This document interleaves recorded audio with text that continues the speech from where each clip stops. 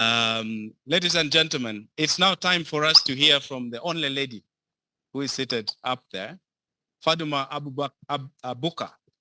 Tomorrow is better. Definitely that is what we are all hoping for.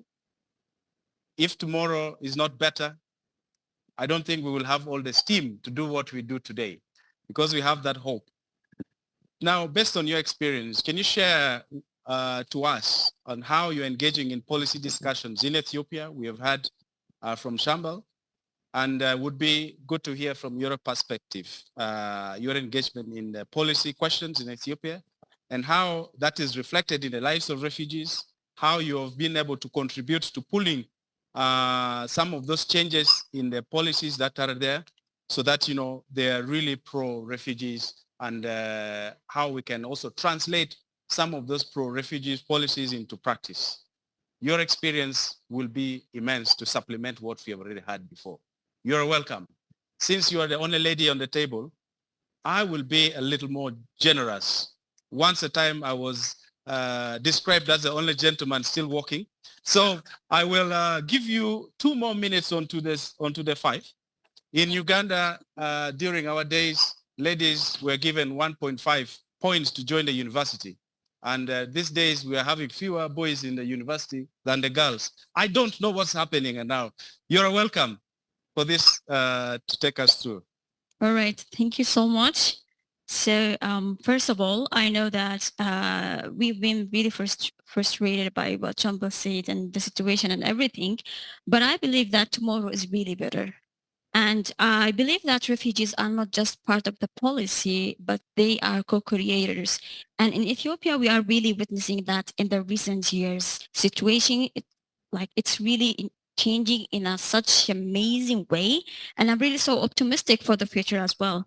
So before talking about the other laws, before other laws becomes other laws and get registered, there were before community representatives, informal group of refugees. So they were really creating or initiating some kind of initiatives that helps their communities. And this is what I will be talking about this. So you know that there's many conventions that being adopted by the government of Ethiopia, which we are really so grateful for. And those representatives, groups of refugee, they really make a lot of points. So I will be going through the points in a really fast way. The first point is that policy advocacy. So these refugees, they really influenced the policy of the right to work. So previously the situation was really different, but because we had refugees who are already working at the urban areas and also the camps, they was trying their best to influence the policy to give them the right to work. And this is how we got the work permit. So refugees, they won't be not paid fair enough like the host communities. So they are being supported by the government that they have the right to work. So they have the same right as the host community. And the other point is that amplifying the voices of refugees, access to inclusion of the FIDA ID, identity document. So FIDA ID have been recently given to all the host community of Ethiopia with a number that will take you to the digital platform of your identity document. And this is also been included for the refugee as well. So all refugees in Ethiopia right now have the ID card. So we can have access to open bank accounts. We have access to also to travel from like maybe Addis Ababa to Jigjiga. So most of the time they really consider this ID as something that's related to the government, and they will be trusting you more than having it. And you know what? The great thing is that these representatives become later on laws, and the first one who got the FIDA ID nationality is my colleague Ibtisam, the founder of Tomorrow is Better. She was a representative, community representative, and she was really trying her best to advocate for the FIDA ID, because having no bank account in Ethiopia, it's really so difficult to face things and to have your own business. And also the third point is that influencing policy discussion. So nowadays, whenever there is a high-level discussions happening in Addis Ababa, they are trying their best to invite community representatives as well as RLOs who are being registered. So whenever there is something new to implement, they really need our help. It's not like sitting on the table and doing nothing, but they really ask us, what do you think about this? And if some organizations are not even doing wrong, they're like not doing right, so we can also have comments on them, which is really fantastic. But as you see, situations are really getting really so better because of the support of the government. It gives us the encouragement to really ask for our right. And the fourth point is that yeah, also for the Makati roadmap, I think that you already heard about the inclusion roadmap that happens in Ethiopia. So it's about inclusion. And when they were making the roadmap, they asked all refugees from all the refugee camps to come together in Addis Ababa and then have a roundtable discussion. And this is where we mentioned about the right to own a property. And it was an idea at that time. And after 9 months, we saw that on the ground. And I saw the first guy having the most famous refugee restaurant that's called Amro Chicken, having his own car, and he was showing off. And I have my car and everything. So it was really so amazing for me to see something from the table into the reality. And also with the I'm going to request people to clap for that example. You know, many a times when we hear from a distance, you will not understand that change can happen in our midst. How progressive are those policies? Very. We've seen those examples where the inclusive roadmap in Ethiopia is now allowing refugees to own property. That's life-changing. That's resilience. You can have, there are other countries where you cannot. Now, if you can't own properties, that means you cannot participate equitably in the market. And I think that's really a good example. So pass our sincere gratitude to the government of Ethiopia. We can continue to learn from there as well for other countries in the continent. I've just interjected to give you a small space to breathe. Continue. All right. So also with the right of having property, we got after the right to work, there's another amazing news that before 3 months, we got registered the first PLC owned by a refugee in whole Ethiopia. And the grand opening will be on November 2nd with a refugee artist exhibition, which Humble doesn't know until now. We already I wanted to make a surprise for him. But this has just happened and we are really so excited for this because not only like having an NGO RLOs, also having a company owned by refugees can help the refugee community as well to be self-reliant. Also, the fourth point, which is humanitarian responses. So I was having some conversation in Hiluane refugee camp, which is the Somali refugee camp that's located beside Dolo. So I was asking my cousin, do you have any kind of RLOs? So refugees in the camps, they already have informal groups. They don't know the definition of RLOs, but they are doing the same thing that RLOs are doing.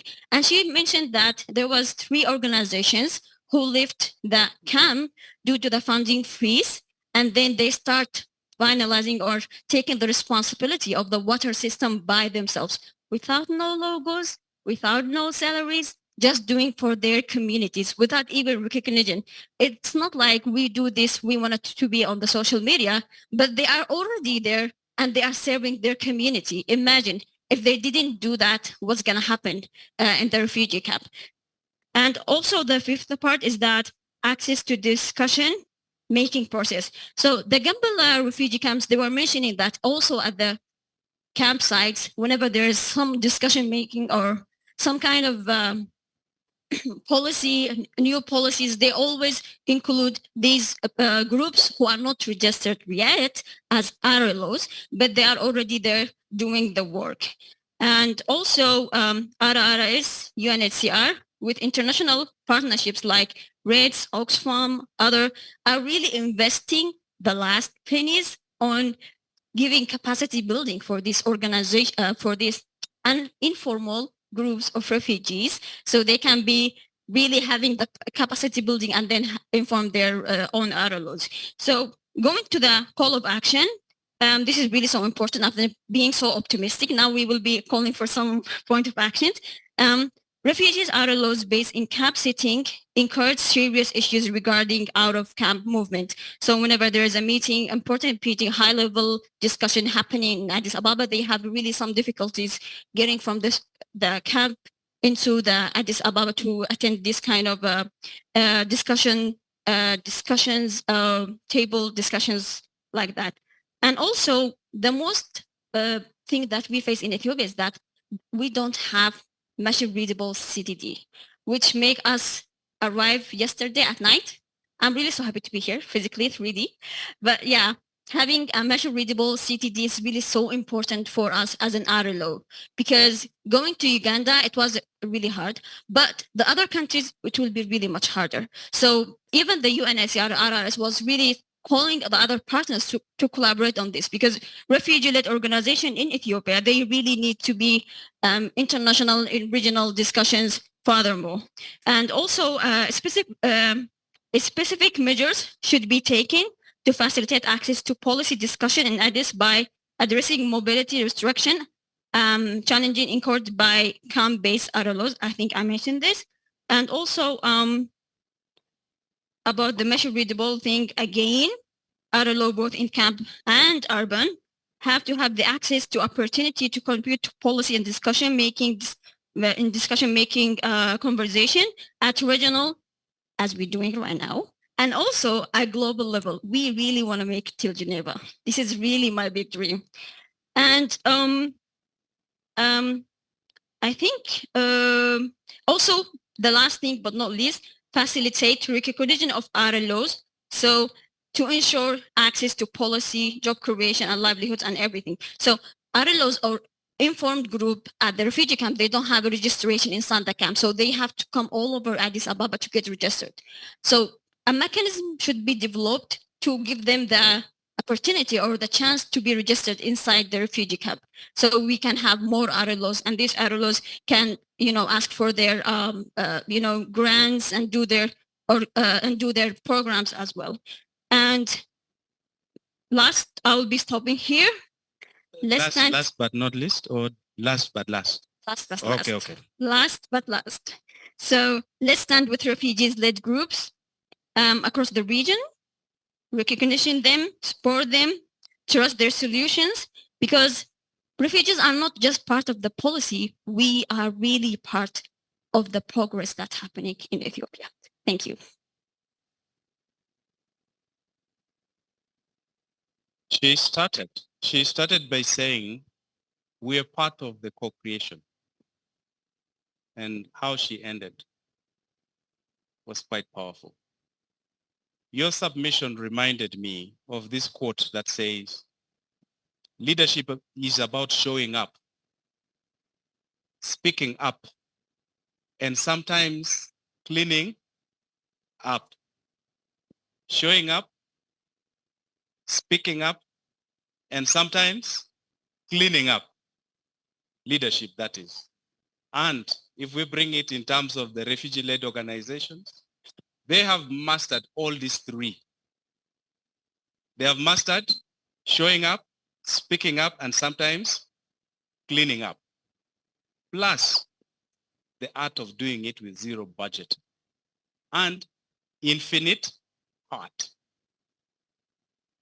You've given us examples where the funding is not there, but human beings persisted and you've done miracles. Thank you so much for that presentation.